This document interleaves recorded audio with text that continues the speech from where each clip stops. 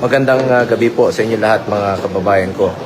Sama po natin ang ibang senador ngayong gabing ito. At kanina po putukan po sa second floor.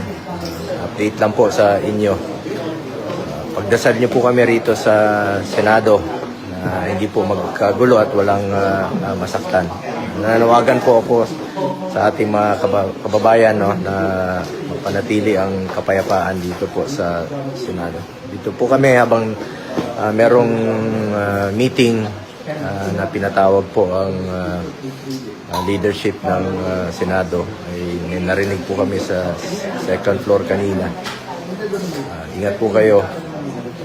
Pagdasal niyo po kami dito sa Senado.